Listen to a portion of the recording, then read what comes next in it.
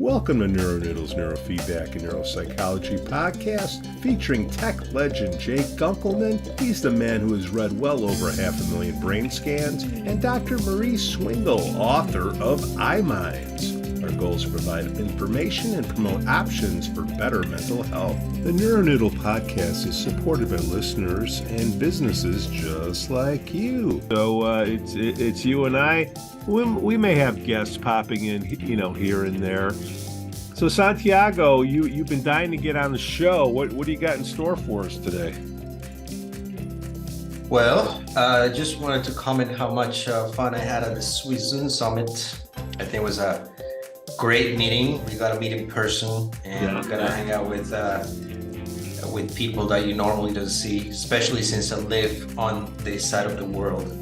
I don't get to do this often, so that's a great time. See Jay again and listen to Dirk and Martijn, who are always wonderful to hear.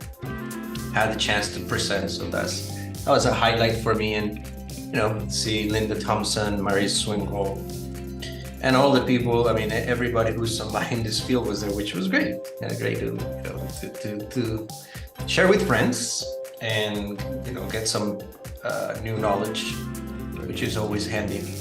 Now, there'll be a link to the summit put up for purchase. I'm sure we'll see that somewhere on Gray Matters. But just to wet everybody's whistle, to pique their interest, you did a segment on sports psychology, is that right? Yeah, I spoke about sports psychophysiology and my experience in the field and how I noticed that athletes, for the most part, for a great part of my life, when I work with athletes, I end up doing more clinical work than actual peak performance work, because there's this misconception that athletes tend to be perfect people without any problems. And, sometimes when there's clinical issues, they present them with even more intensity than non-athletes. Sleep disorders and depression and anxiety are quite common among athletes. And, people who go into the peak performance world tend to think that it's all glamorous and romantic. And sometimes it isn't. Sometimes you just have to deal with very sad things. When I first started I remember when I first started doing my internship at the place where I was, within the first week, I was assigned figure skating. And within my first week there, I had an athlete that had a fight with a girlfriend and then tried to kill himself. So that was a really rough introduction into the real world, because, here I was much younger than I am right now and thinking that, oh my God, this is going to be a great experience and I don't have to do any clinical work and it's all going to be fun and games. And boom, within the first week, this athlete tries to commit suicide. And then a couple of weeks later, I'm working with a female hockey player. She tells me that she's got an eating disorder. So then I said, well, this is not the way I initially thought it was going to be. So I better learn some clinical psychology. And I got into clinical psychology. And I ended up many times intervening with clinical stuff, with anxiety, depression, poor sleep, trauma from injury, trauma from sexual abuse, more so than doing actual peak performance related work. And, the prevalence is higher than we want to think and that we probably would like to accept. But I think it's important work. And so I did present on my experience. I presented on some EEGs from athletes with sleep problems and some with anxiety. And it was great because we got to interact with the audience and they got to participate and see that if there's interest in this line of work, well, that you better be trauma informed, that you better be clinically informed, that you better know the sport, or at least know as much as you know about the sport. Because that's the other thing. There's professionals who go into the field and they think because they've seen a sport on ESPN or something, they know all there is to know about it. And, you don't need to have played the sport, but you need to be exposed to it and learn about it. And I think that's quite important.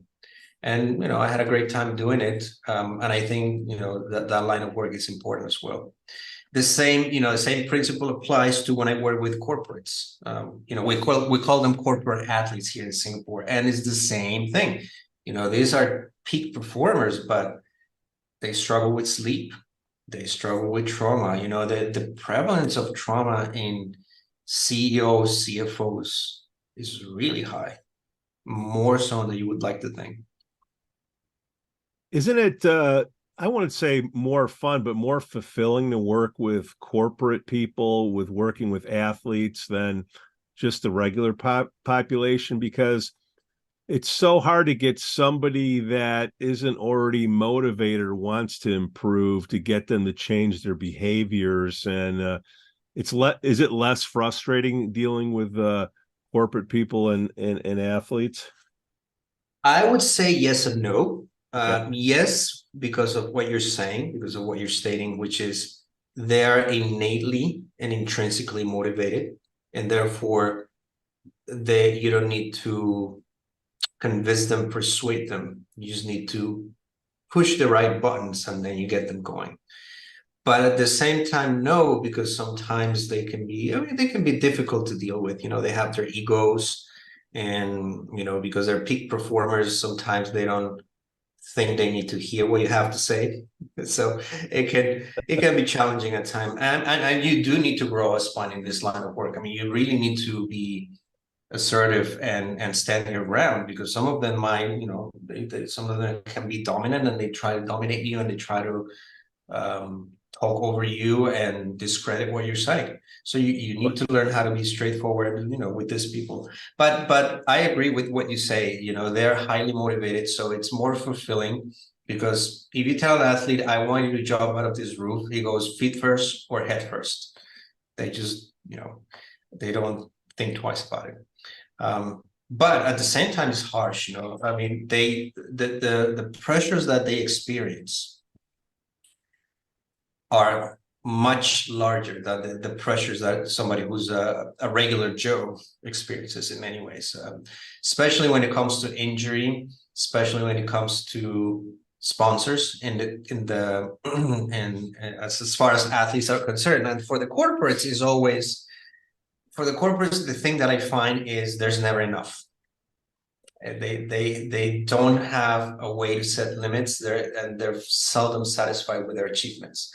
And that can be very dangerous, because from there they can go into start experiencing with the wrong things, just to burn the money that they earn, and many of them end up going broke in a blink of an eye. It's just as they are successful, they can fail very quickly and quite drastically. Do you find with the corporate people, I just know, being in the business world, that when you're dealing with somebody at the C level, let's just say when they're handed a PowerPoint, let's just say it's 10 pages, you might as well only make it 1 page, because they go to the very last page and they make a quick decision based on quick information. And what you're trying to do to help them out, it doesn't always happen that quickly. Plus, they have ADD, don't they? A lot of them do. There's a high comorbidity with ADHD and ADD. I have seen some particular biomarkers and neuromarkers in peak performance, especially the corporates. One, I've seen that many of them do make a lot of beta brainwaves frontally, especially fast activity. And when I say fast, I'm speaking 24, 25, 26, 27 hertz, which is really fast for somebody, let alone a peak performer. What I find interesting, though, is that to some extent, they do need these fast frequencies, because it's what makes them thrive, and is what makes them tick at the same time. And what I mean by that is, if you down train it too much, then you cut the drive, you cut the ambition, and that's very dangerous. So to some degree, they need this busy brain, and they need some degree of this ADHD to be successful. Because what I've seen as a constant behavior, as a common behavior, is that if they don't feel the rush, if they don't feel the capacity to make decisions impulsively, it doesn't work for them. So sometimes it's not about being rational. Sometimes it's about making split-second decisions, or sometimes decisions without thinking too much.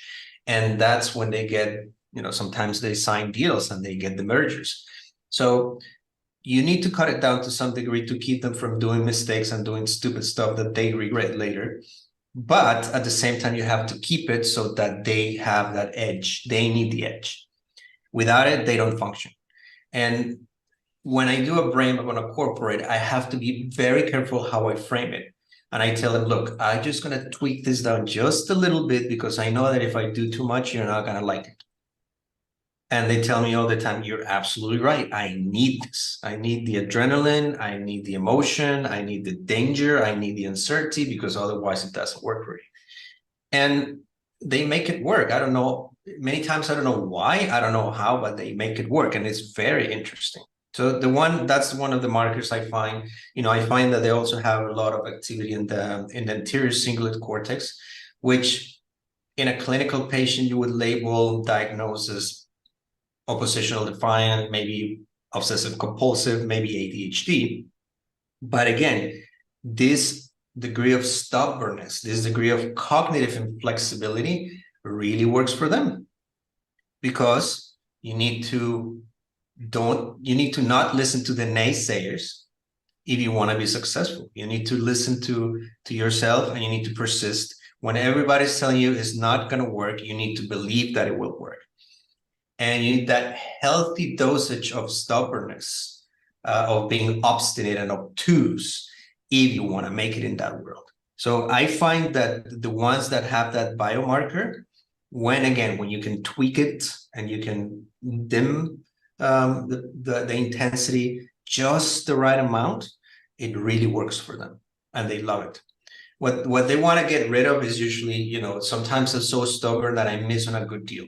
So I want you to keep me stubborn, but I don't want to be stubborn to the point that I'm losing opportunities. I want to be stubborn to the point that I can persist until I make it. So that's the one thing. The beta pattern over at CZ is another one that I see commonly, which is the drive, the obsession, the persistence. But on the downside is the insomnia, and that's where probably they struggle quite frequently. And the way it presents in them is because they are very creative individuals. They go to bed 10 in the evening, and then 3 in the morning they wake up, and they wake up with a great business idea. The problem is that they cannot shut the brain down because they get so excited, and they have the beta ongoing, which is a wakefulness drive plus the excitement that brings. And many of them tell me, yes, I just wish I had these ideas at a different time, not at 2 in the morning, 3 in the morning when I want to go to sleep and I want to keep sleeping, because I wake up and I dwell on the idea, and then my brain won't shut up. So next day I'm very tired.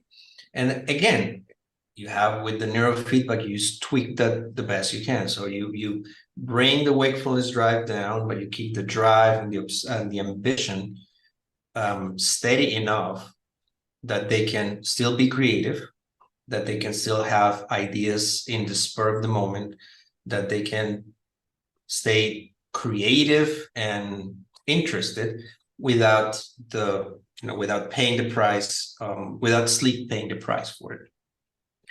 So, it's very interesting. I mean, the brains of peak performers are different, and they're very interesting. And I think they can teach us many lessons, because I think that to some degree we can replicate these patterns in other individuals to help them be more successful in their own lives, depending on your own definition of what success is, of course.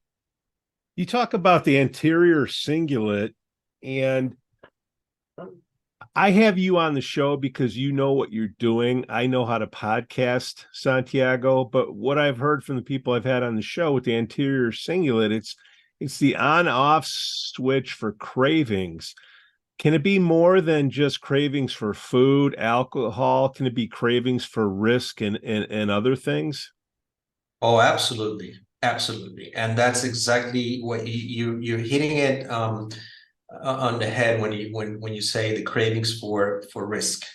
So again, what they want is to be able to take calculated risks, because sometimes they take too many risks and it can be costly. We're not talking pocket money, we're talking millions of dollars.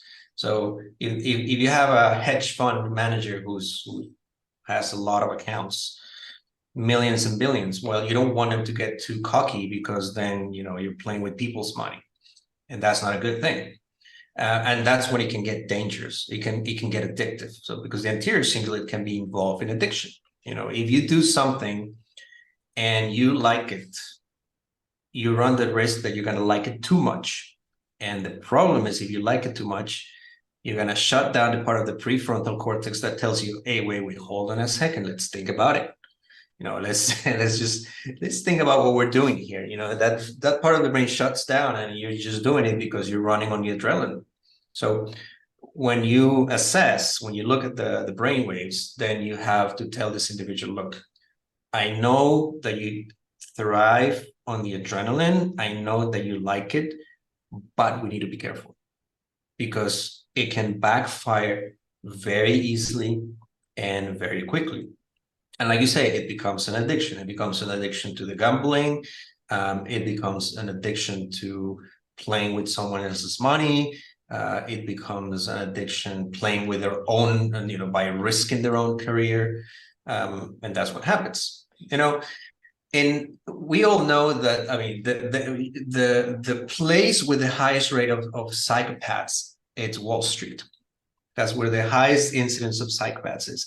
And there's nothing you can do for psychopaths. But that's exactly what the problem is, that you have all these people who have no compunction about playing with people's money, who have no contemplation for the consequences of their actions. So would I say that many of these corporates have psychopathic traits? Maybe to some degree, without saying they're full-blown psychopaths.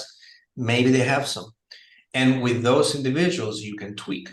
Now, if you have a full-blown psychopath, there's nothing you can do. And, you better hope and pray that they don't start doing whatever they do, because once that happens, then, all hell's breaks loose, and we see it in the news all the time with pharmaceutical industries, with the pyramid schemes, with the Ponzi schemes.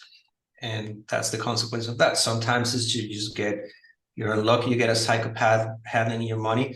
Other times is you get these people with this different functioning brains. They don't know how to modulate them. And right. And that's when you get what happens. Rumination, Santiago, whether you're an athlete or a corporate person, to me, that's the voices in your head, the drive that says, keep going, keep going, keep going. Sometimes the voices in your head can be a negative thing for you. What is that rumination, and how can you correct those voices if you're getting too many negative ones? Right. That's a very good question. I think the rumination is a combination of at least two things. One is the overexcitability in that area of the brain, whether you have too much theta brain waves or too many beta brain waves. It's just that part of the brain not being able to shut down because it's constantly firing. But it's not only that. You have to couple it with your own history. What's your personal history? Meaning, were you traumatized? That will play into it. Were you told as a child that you were not enough, that you were stupid, that you were an idiot, that you weren't enough? That plays into it. So if you couple your environment with your physiology, well, you have the recipe for disaster, right? So in the work with somebody who has negative rumination, you have to do both. It's not enough to shut down or calm down the brain, because if by default, if by conditioning, if by repetitious programming you have that in your mind, it doesn't matter how much you cool down the brain. If you cool the conditioning, the being triggered automatically, then you're not going to be able to modulate and optimize it. So the work needs to be parallel in that you can do neurofeedback and biofeedback, maybe TMS, maybe TDCS, any form of neuromodulation on the brain. And at the same time, you need to teach the person to reframe that thinking pattern, which means, okay, so this is my faulty thinking. This is what it means. This is how it makes me feel. And this is the consequence. Let's see how we're going to reframe that. But you cannot do the reframing without modulating the brain. Okay, you need to have the neurofeedback as sort of a preemptive strike. And then the reframing is you sending the troops. So you do some, you send some bombs, and then you plow the road, you get the troops ready to invade. And that's how I see it. I always see neurofeedback as sort of the preemptive strike, which gets the brain ready. And sending in the troops is the healthy thoughts, the new thinking patterns. And that just takes a lot of repetition because it's not easy to do. Changing a faulty mental schema takes a lot of work. It takes a lot of effort. It takes a lot of energy. And you need to be straightforward with the person from the beginning and tell them, look, if you're expecting a quick fix, this is not the work for you. If you want a quick fix, this is not going to work. It's going to take some repetition, and you're going to have ups and downs, because you do have ups and downs. It takes off. Neurofeedback it's a novel thing for the individual. They like it once they get used to it, not so much, and then you get a drop in the motivation, and then up the motivation, down goes the motivation. But it's just very important to work on both elements, especially the programming on your self-esteem, because that's at the core of what you think about yourself and how you repeat it in your mind. Well, like you said, depending on your upbringing, life is feedback. Okay. So whatever feedback you had earlier in life, you need some type of feedback to retrain your brain to respond to feedback. Okay. Neurofeedback. Okay. You touch the hot stove, you don't touch it again. Feedback, right? So the journey of 1,000 miles begins with the first step, Santiago. Somebody that is an athlete, that is a C-level exec, heck, it could be somebody that just got out of college and is getting a job for the first time. They're like, man, there's so many choices for self-improvement. What would be the easiest first step? I'll throw a softball at you, just learning how to breathe. Could that be a good first step? What would be your suggestion? Yeah, you absolutely got it right. Learn how to breathe. That's the first thing. I always tell people, what's the first thing you do when you come into this world? You breathe. And what is the last thing you do as you leave this world? Stop breathing. So it all starts and ends with breathing, and anything in between in your life is about breath. The problem is that people think that we breathe so we don't die.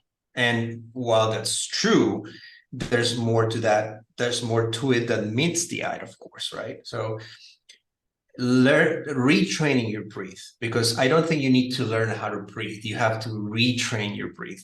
And I say that because if you watch a baby breathe, babies are natural diaphragmatic breathers. And when we were babies, we were all natural diaphragmatic breathers. It's just that through life's feedback, as you say, we forget how to breathe.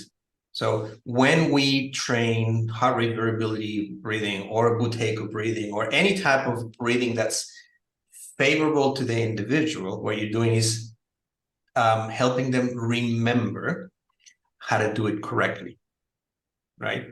So that's the first and most important thing. It's a game changer.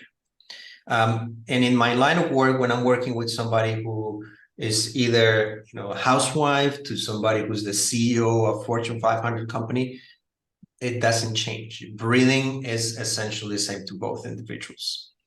How it impacts them may be different, but the foundational principles of the breathing, the psychophysiology, the neurophysiology is exactly the same. And they both benefit greatly from doing that. I think that's absolutely right. And again, I think of all the pillars that we have discussed before, the one thing that people need to take care of themselves the best they can is sleep. If you remember how to breathe properly and you sleep better, I think you have a really good head start in your journey to improvement, the self, the elusive victory within, whatever, however you want to frame it. But yeah, breathing is essential. So you brought up sleep. These corporate types, can they really survive on 4 hours of sleep? I mean, my goodness, surgical residents, medical residents in hospitals, why would you want somebody that's going to work on your body to be sleep deprived? How much sleep do you need? That's the $1 million question. I commonly see when I do stress profiles, when I approach corporates, because they either seek me out or, I'm casually talking to them at network events, they ask me what I do, I tell them what I do. I always tell them that the two main things that I do is the psychophysiological stress profile and the brain map. And guess what's the number one thing they tell me? Oh, I don't get stressed. I don't feel stress. The problem is that they become habituated to their stress. They're used to it. But behind the scenes, it's wreaking havoc, and it's wreaking havoc in their bodies, in their minds. And that's a very strong point to make with people, not only with corporates. People in general tend to downplay it. We all want to play the tough guy. Oh, I don't get stressed. Stress doesn't get to me. Well, guess what? It does. It's just that you're habituated to it. Now, the problem is that for many people, the health problems don't present now. They present later on. And because they don't present now, people think they're healthy and they don't have a problem. But what they don't know is that they're adding money to that, to that account, which later is going to come bite them in the butt. Because then, you're going to have early dementia, you're going to start with the cardiovascular problems. Everything that in your youth, you were able to tolerate later down, it's going to bite you in the butt one way or the other. It's going to happen. So it takes a lot of work to educate people but that's why I love the brain map, because the brain doesn't lie. You can put somebody on a QEEG, look at the brain waves, and they can tell you, I sleep wonderfully, and the brain says, well, that's not the case. And the problem also is that we have developed a culture of reinforcing the wrong behaviors. So in corporate world, it's worrisome how much how romanticized not sleeping a lot is. The less you sleep, the more revered you become by your peers and colleagues, and that's a big mistake. Thankfully, people, in the way I see it and in my experience, people are more aware of sleep. And, when you confront them with a brain map, there's nowhere they can hide. It's like if you have a criminal and they deny, but you show them the DNA, game over, right? So when you show them the EEG, it's game over for them, and most of them respond very well to it. Now, in terms of sleep, 8 to 9 hours is the magic number. I think that remains unchanged. Yes, there is a percentage of the population who can go on fewer hours, right? Now, the other problem with sleep is you have scientists like Matthew Walker and other sleep researchers telling you, you need your 8 or 9 hours because otherwise you're in big trouble. Well, I was at the summit speaking to one of our colleagues, and she asked me the question, well, why do we need to sleep? And I said, well, it's good for your immune system, it's good for your cognitive system. And she said, well, I'm 80-something years old, and here I am. So what do you have to say about that? I said to her, well, you bring a very important point, which is we don't have something's what we see in research and then what we see in the real world. And that's when I see the problem, that not everybody who sleeps poorly dies of diabetes, but develops diabetes, dies of cancer, gets dementia. The problem is that, and that's the problem. Mm-hmm. I still would defend the notion that we need to get our 8 or 9 hours of sleep as much as we can. I would still defend the notion, based on my experience and what I've seen in research, that that number will remain unchanged. That's not something we can hack. Right? And it was not meant to be hacked. I think sleep is one of those behaviors that is not meant to be hacked. That you should leave it alone. You should get your 8 to 9 hours, and then you should protect that principle at all costs.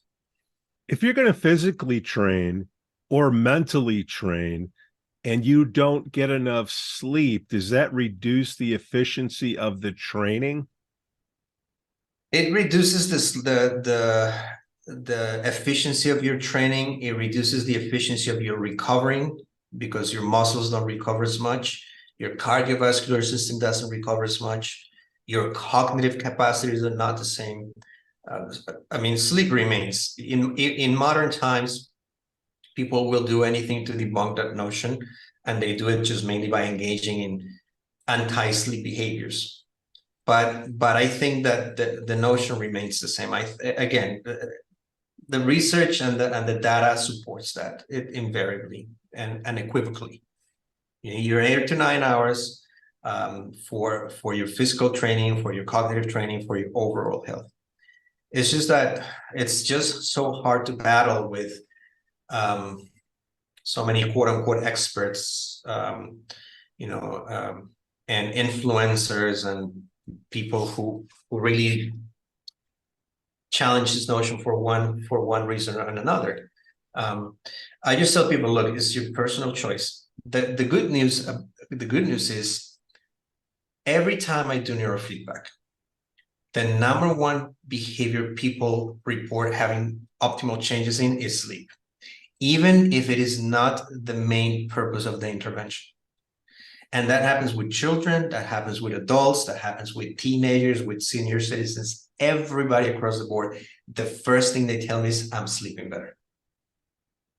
When you're sleeping, Santiago, isn't your subconscious isn't it processing data to help you make decisions, to help you in the future?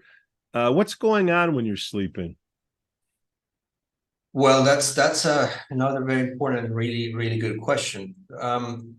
The way it happens is we cycle through non-REM sleep, which is your delta theta sleep, which you start seeing stage 2 sleep, and then through REM sleep, which is more beta brainwave related. And you need both.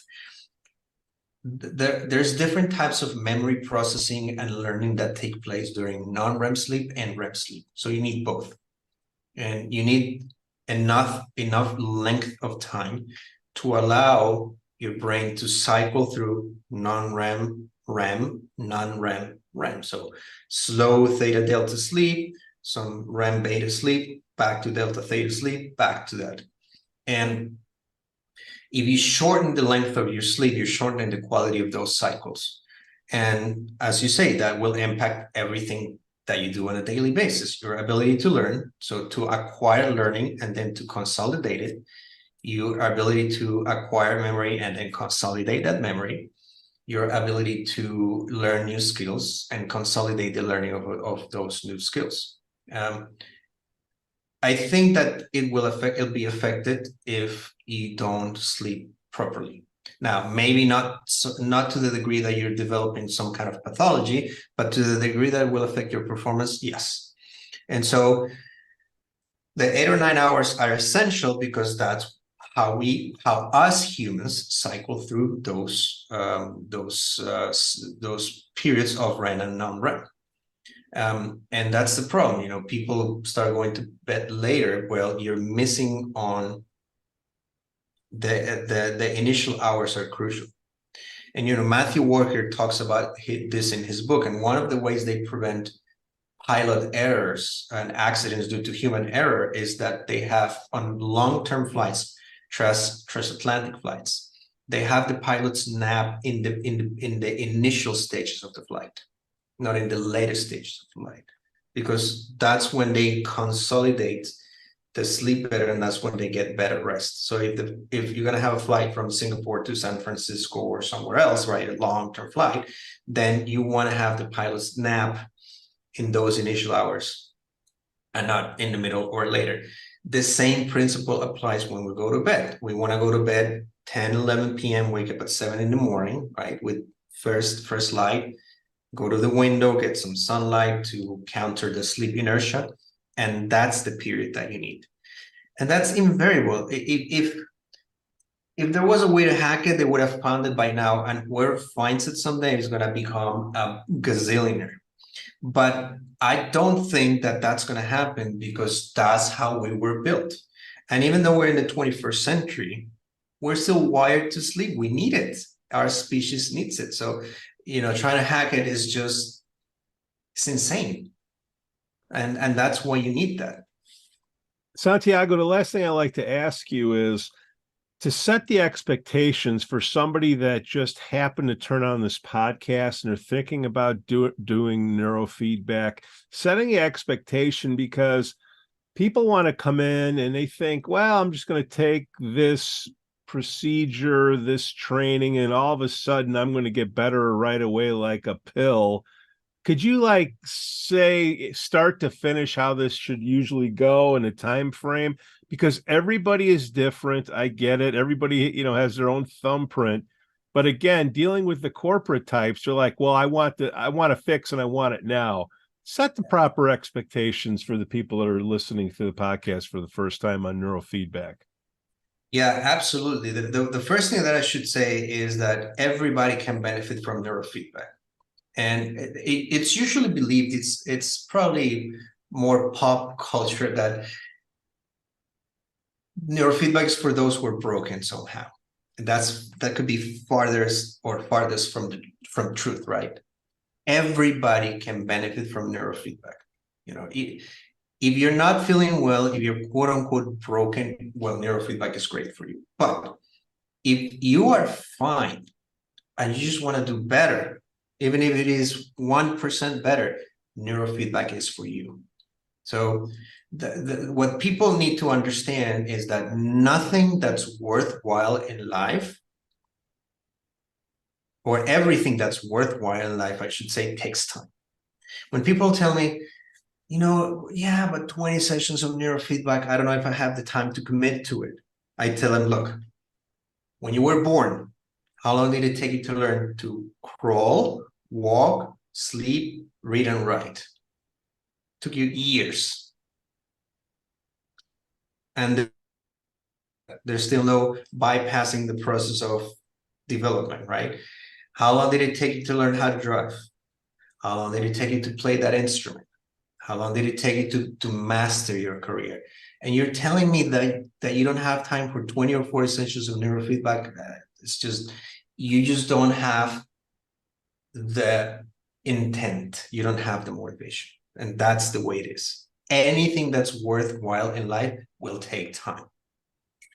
If you go on a plane, the pilot that's flying that plane did not take a 30-hour flying program on a simulator, and then he applied for a commercial pilot license and he was hired by the airline. It took him years so that your bot can get from point A to point B as safely as possible. So people need to understand that neurofeedback is wonderful, but they need to invest the time. Now, if you think about it, let's say you're taking medication and you've been taking medication for a good 10 years of your life. You've been doing psychotherapy and it hasn't been that successful for 5-10 years of your life.